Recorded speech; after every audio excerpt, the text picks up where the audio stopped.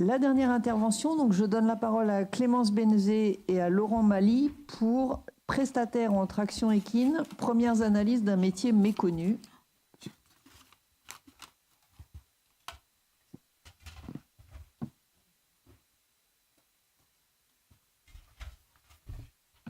Si on veut déjeuner, vous avez 20 minutes. Ok, ça marche. Question comprise. Ça va. Ok. Bonjour à tous. Laurent et moi-même, Clémence Benezet, donc on est ravis de vous présenter les premiers résultats d'un projet de création de références technico-économiques dans un domaine d'activité particulier qui est la prestation en traction équine. Donc ce projet s'appuie sur la méthodologie conduite dans le cadre du réseau équin et on est accompagné par l'IDEL sur ce projet-là. Donc ce projet, la genèse, est issue de deux constats. D'une part, une attraction en fait, des porteurs de projets pour ces activités-là. On le constate notamment à travers les effectifs de diplômés au certificat de spécialisation utilisateur de chevaux attelés, qui a été créé en 2006 et qui est réformé depuis peu. Et d'autre part, des besoins exprimés par les professionnels, notamment au travers d'une étude qui a été conduite en 2017 par Equiresources. Dans ces besoins, on avait un besoin de reconnaissance et de visibilité de leur activité, de connaissances techniques et économiques, notamment pour lancer une activité dans la prestation en traction équine, et de clarifier les procédures d'installation, notamment lorsqu'ils doivent être accompagnés des chambres d'agriculture qui ne disposent pas en fait de beaucoup de données sur cette activité-là. Donc de là est née l'idée du projet d'OG7, donc développement d'outils de gestion pour les entreprises utilisant la traction équine. Et donc fin 2017, on a constitué un comité d'experts constitué donc d'organismes représentant ou accompagnant ces professionnels dans leur démarche d'installation ou de réflexion sur leur activité. Et ont été déterminés des critères de sélection pour sélectionner des entreprises pour suivre leurs résultats techniques et économiques. En 2018, donc, on a démarré par le recrutement des entreprises. On a sélectionné donc 12 entreprises. On verra donc les critères de sélection juste après. Et donc, on a réalisé la première année de suivi, c'est-à-dire 3 suivis en entreprise durant l'année. Et voilà, on a stocké les données sur diapason comme dans le réseau équin. Et donc, sur cette année 2018, on s'est surtout concentré sur une approche qualitative pour comprendre les entreprises et on est peu allé dans le détail économique. Ce qu'on va plutôt faire sur cette année, donc 2019, de suivi qu'on entame donc et avec où on commence la diffusion de résultats. Le projet d'OG7 prévoit de se terminer en début d'année 2020. On a eu une première restitution des données auprès des exploitants suivis et auprès du comité d'experts le 13 mars, qui a été plutôt positive, parce que les professionnels estimaient qu'il y aurait besoin de continuer ce projet-là, qui nécessite plusieurs années de suivi pour constituer vraiment des bases de données intéressantes sur l'évolution de l'activité. Donc le projet devrait... ils souhaiteraient que le projet se poursuive après 2020. Et bon, voilà, cette journée a permis vraiment de prendre un recul sur leur activité et des échanges d'expériences entre les exploitants. Donc c'était vraiment intéressant. Donc moi, je vais revenir sur le profil des structures qui ont été retenues pour la première année de suivi et sur les modalités de choix de ces structures. Donc au total, 12 exploitations pour l'année 2018, sur lesquelles on travaille par contre sur les résultats 2017. Les 12 exploitations, donc, c'est la moitié sud de la France, donc ex-région Languedoc-Roussillon, avec 3 entreprises dans le Gard, l'Hérault, la Lozère. Auvergne-Rhône-Alpes, 5 entreprises, Ardèche, Drôme, Haute-Savoie et Savoie, Provence-Alpes-Côte d'Azur, Var et Vaucluse, une dans chaque département, et Bourgogne-Franche-Comté, un petit peu excentré en Saône-et-Loire, et une à la limite entre Auvergne-Rhône-Alpes et Nouvelle-Aquitaine, donc en Corrèze. Les critères de sélection qu'on a fait valider en comité d'experts, c'était d'une part l'ancienneté des structures. On ne souhaitait pas travailler avec des structures qui étaient juste encore en phase d'installation pour avoir des critères quand même en cours de fonctionnement. On a imposé dans le choix des structures que 30% du chiffre d'affaires soit lié à, on a mis prestation, mais de l'activité en traction équine, et avec l'objectif de cette activité soit vraiment de tirer un revenu et pas juste, comme le font certains, du loisir. Et bien sûr, il fallait que les entreprises soient volontaires pour participer au dispositif, ce qui n'était pas toujours évident. On a quand même appelé une bonne trentaine d'entreprises pour en retenir 12, avec un certain nombre de refus pour des raisons notamment de divulgation d'informations, soit économiques, soit même de concurrence. Alors, le profil de ces structures, donc au niveau ancienneté, il y en a 3 qui ont au moins 4 ans, donc entre 4 et 5 ans de fonctionnement, ce qui est lié au choix qu'on avait fait d'avoir un fonctionnement en routine. 5 entre 6 et 10 ans et 4 de plus de 10 ans, donc relativement anciennes, voire même qui ont plus de 20 ans, certains arrivant à l'âge de la retraite. 2 exploitations qui ont été suivies présentent un autre atelier agricole, c'est-à-dire pas que de la traction équine, il y a soit du maraîchage, soit au vin viande, poule ou vache. 7 exploitations vivent exclusivement de la traction équine. 4 sur les 12 ont également de la pension et 3 sur les 12 pratiquent aussi de l'élevage équin. Alors, ce qu'on voit sur les entreprises qu'on a suivies en 2018, pardon, je ne parlais pas dans le micro, c'est que la majorité de ces entreprises sont unipersonnelles.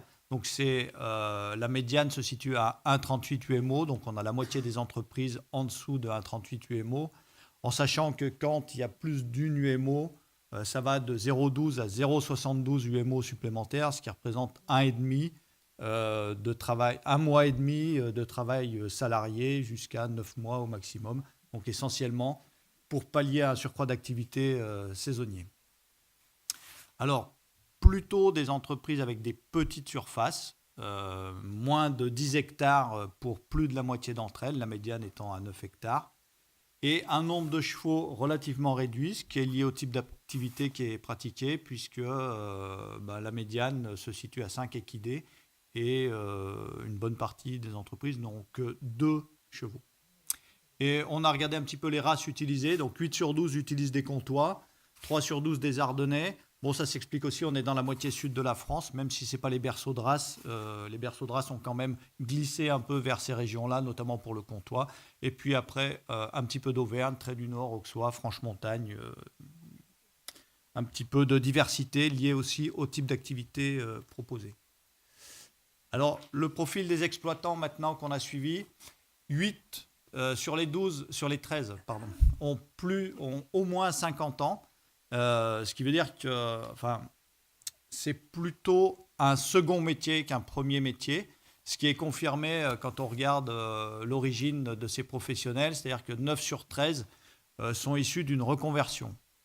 C'est donc moins un métier pratiqué directement après des études, c'est plutôt un second métier.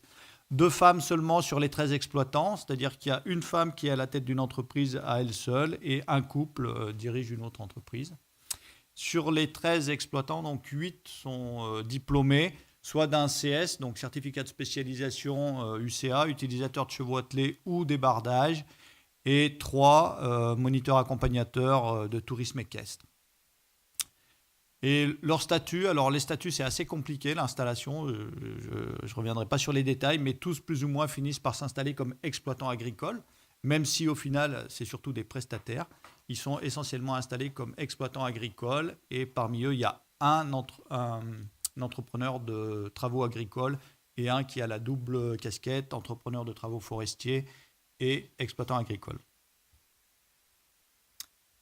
Donc là, je vous montre un petit graphique où on a représenté les 12 exploitations en abscisse. On a regardé sur ce graphique-là les types de prestations qui étaient proposées par entreprise. Donc déjà, ce qu'on peut voir ici, c'est qu'on a 8 entreprises sur 12 qui proposent au moins 2 activités et 6 sur 12 qui en proposent au moins 3. Donc c'est des entreprises quand même qui se diversifient au niveau de l'attraction équine.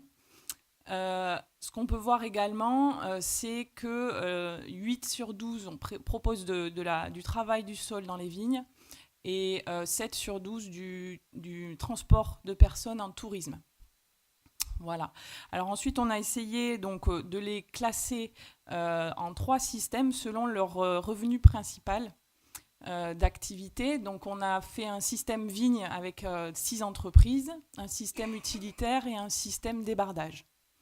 Et on a essayé de les étudier un petit peu, on commence à les étudier selon ces trois systèmes-là. Sachant que donc, ce qu'on regarde là au niveau du système vigne, par exemple, c'est qu'on a moins de types de prestations différentes en traction équine par rapport à un système utilitaire où là, on va être plutôt sur 2 voire 4 prestations différentes proposées par entreprise.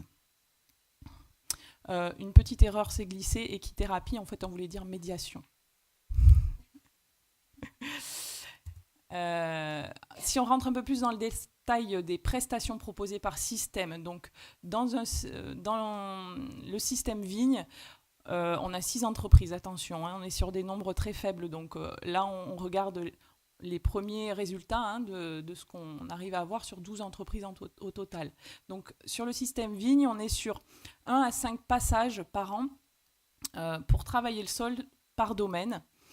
Selon la stratégie du prestataire. Il va y avoir des types d'interventions plutôt occasionnelles où il va s'agir de remettre en état des parcelles ou alors des entretiens plus réguliers qui vont avoir lieu chaque année. Et selon ce choix stratégique et le type de prestation en fait, qui va être proposé au niveau du travail du sol par domaine, on va avoir des exploitants qui vont plus ou moins se déplacer autour de leur exploitation. De 1 à 250 km de rayon d'action. De la même manière, en fait, ils vont avoir un nombre d'hectares par domaine client, domaine viticole, je veux dire, qui va être plus ou moins important. Donc ça dépendra un peu de ce choix-là. Le nombre de clients également. Donc la durée du travail va dépendre du type de prestation au niveau du travail du sol fait par domaine et aussi du nombre de pieds de vigne par hectare. Ils ne font que très peu de prospection. Souvent, c'est le bouche à oreille au niveau des domaines viticoles qui va se faire et qui va faire qu'ils vont être contactés directement. Ils font très peu de pubs, ils ont parfois une page Facebook ou alors leurs coordonnées sur leur camion qui va permettre en fait d'être contactés directement. Au niveau des prix, c'est assez variable. Les prix sont souvent à l'heure et en fait les prix les plus importants correspondent aux types de prestations qui sont les plus compliquées. Donc la remise en état pour une prestation occasionnelle, une remise en état, on va avoir un prix plus cher. Sur de l'utilitaire, on est face à une prestation très diversifiée avec des publics très variés qui peut aller du travail avec des enfants pour du scolaire, du transport scolaire par exemple, ou au travail d'entreprise pour de l'entretien des espaces pour récolter des encombrants. Voilà, ça va être très très varié. Ils ont quand même des clients assez fidèles. C'est-à-dire que ça va être souvent les mêmes clients chaque année auprès desquels il va y avoir un contrat annuel qui va être fait. Et en fait, l'incertitude est souvent sur le renouvellement de ces contrats est liée en fait au changement d'équipe politique. Donc, ils ont beaucoup de craintes et d'incertitudes liées à ces changements politiques possibles, vu qu'ils sont liés quand même souvent à des services urbains. La fréquence, le prix, en fait, va dépendre de la fréquence de l'activité au niveau de la commune. Par exemple, pour un transport scolaire qui a lieu tous les jours, le prix va être différent d'une action uniquement l'été pour arroser des plantes. Le dernier système, donc débardage, ici on est sur 3 entreprises aussi. On va avoir des chantiers qui sont assez ponctuels et qui glissent de plus en plus vers de la gestion des milieux sensibles. La demande est en baisse au niveau de ces chantiers en débardage et les prix vont dépendre de l'accessibilité, notamment à la parcelle de travail. Si on regarde un peu plus près les chiffres au niveau économique, avec toute la vigilance qu'on peut avoir, parce qu'ici on a groupé en plus 12 entreprises qui ont des profils très variés. Cependant, on regarde un peu les premiers indicateurs pour voir cette diversité des résultats. On a choisi de le présenter sous forme de boîte à moustaches pour justement voir les minimums et les maximums. On est sur 2 indicateurs produits par UMO et produits de l'atelier Équin par Equidé. Si on compare un peu avec des systèmes Équin d'autres systèmes, le produit par UMO, par exemple, la médiane est assez inférieure à ce qu'on peut retrouver pour les centres équestres ou les établissements de tourisme équestre, où on va se situer entre 45 000 et 85 000 euros au niveau de la médiane. Il nous reste 3 minutes. Ok. Cependant, ils ont des charges de structure qui sont quand même assez inférieures à ces systèmes-là. Et de la même manière, en fait, ils ont peu de chevaux, comme on le disait au début.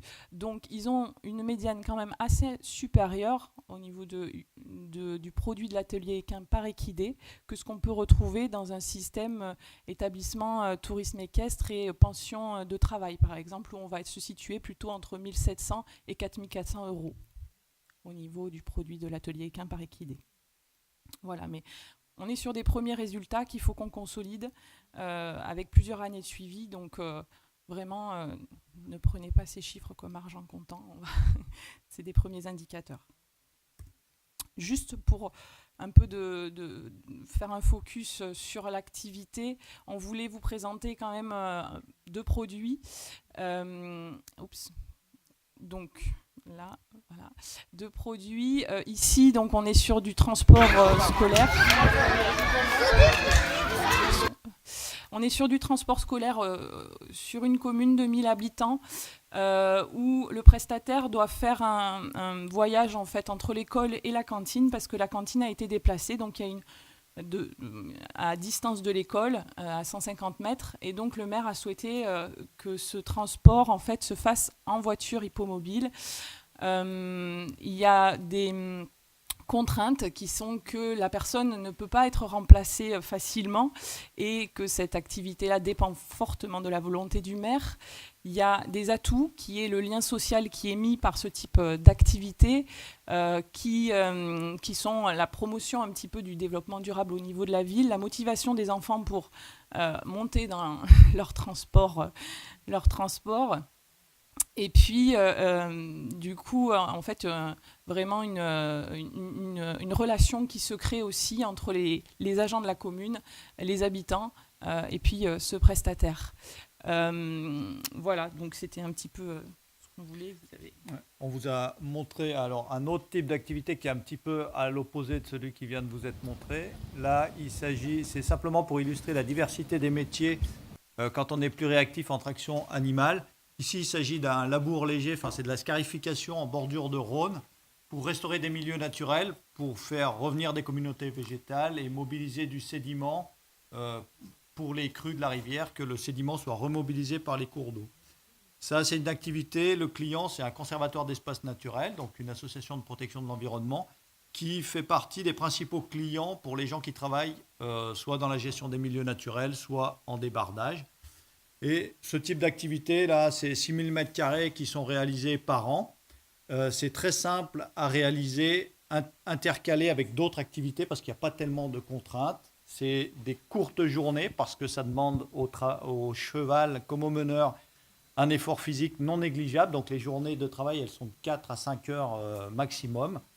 Mais ça, simplement pour illustrer que vraiment, c'est des métiers très différents. Il faut à la fois connaître le cheval et à la fois connaître les métiers liés au milieu dans lesquels on intervient.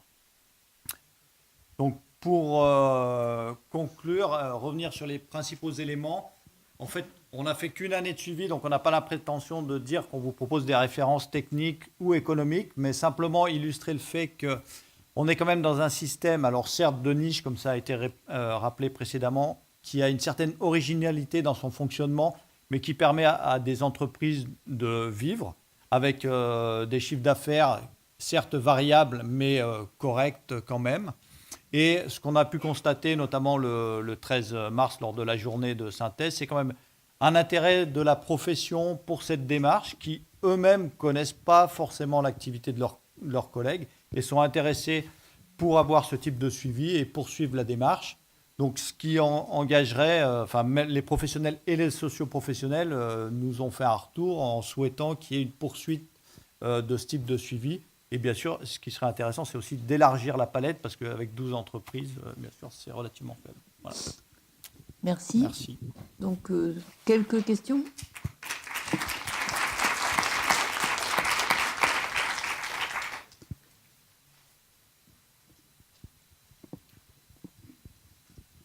Bonjour, Monsieur Jabigo.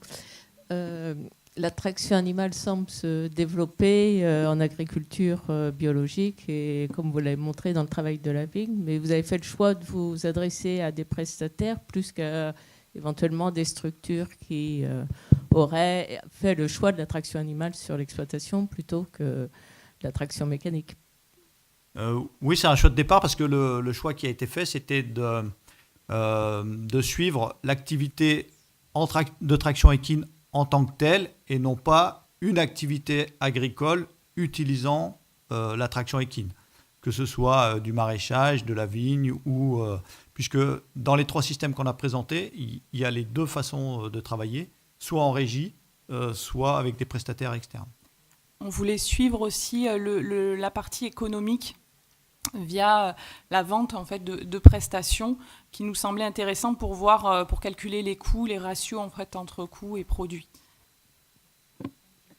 Je vais ajouter un petit mot. Pour avoir passé 2 ans à côtoyer des producteurs en agriculture biologique, Pierre-Yves Pause pourra témoigner.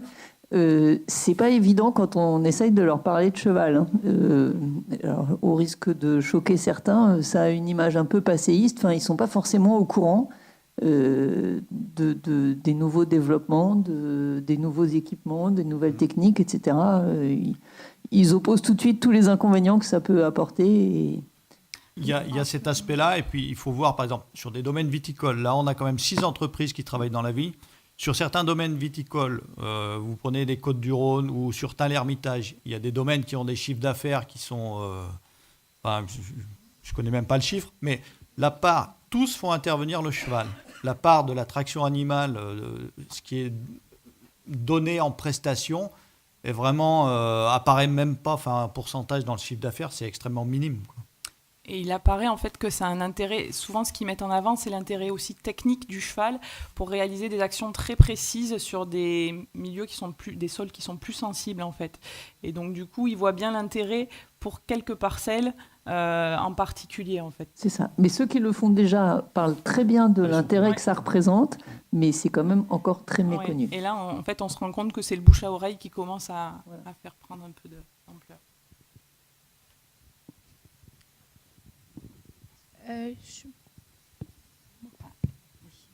Oui, bonjour, Valérie Bizouerne de la Chambre d'agriculture de Saône-et-Loire. Moi, ce qui m'intéresse aussi, c'est par rapport au statut des prestataires, parce que je suis amenée dans mon activité à accompagner un certain nombre de personnes à l'installation. J'ai installé 5 ou 6 personnes qui font de la prestation dans mon département et toujours avec une grande difficulté à leur trouver la case. Donc je ne sais pas s'il y a des choses qui ressortent de ça, mais voilà, qu'est-ce que vous pouvez nous en dire ? Ce qui ressort, en fait, c'est que c'est un métier qui n'est pas identifié. Il y en a d'autres comme ça, et les installations sont très compliquées, sont très liées à la connaissance et à la volonté des techniciens dans les centres d'accompagnement des entreprises, les CFE. Et en fait, chacun se débrouille un petit peu. Alors, il y a des associations, il y a des exploitants agricoles, il y a des prestataires de travaux agricoles.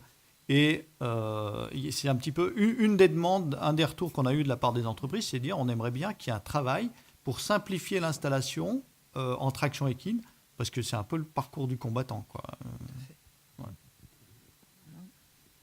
Très merci. Bien, merci. On termine avec 5 petites minutes de retard. Bon, Françoise? En fait, j'ai vu que vous aviez contacté 30 entreprises au départ dans une gare sud-est, si je comprends bien. Est-ce que ça correspond à l'exhaustivité des entreprises sur ce coin-là? Enfin, est-ce qu'on a une idée en fait, du nombre d'entreprises en France qui feraient l'attraction animale? Si on s'appuie sur les données, du coup, j'ai demandé à Carole les emplois qui avaient été estimés sur la partie traction et médiation équine. Elle estimait autour de 285 emplois, 150 en activité principale et 135 du coup en activité secondaire. Et elle se reposait en fait sur l'étude réalisée par la SFET et le syndicat des cochers en 2016, il me semble. Ce serait d'ailleurs un travail à réactualiser parce qu'effectivement, on n'a pas forcément une vision très précise du nombre d'entreprises. Après, on voit les diplômés du CS utilisateur de chevaux attelés qui ne représentent pas l'ensemble des prestataires. Il y en avait jusqu'à 200 en fait en 2015 diplômés au niveau national, et en 2016 il y a eu une petite baisse, donc à voir si ce nombre de diplômés maintenant ils sont pas tous les diplômés ne travaillent pas aujourd'hui dans la filière, mais on avait remarqué avec l'étude d'Equiresources qu'il y avait davantage de personnes en emploi après la formation CS qu'avant, et où ils étaient plutôt en demandeurs d'emploi. Voilà. Merci. Cette première séance est terminée.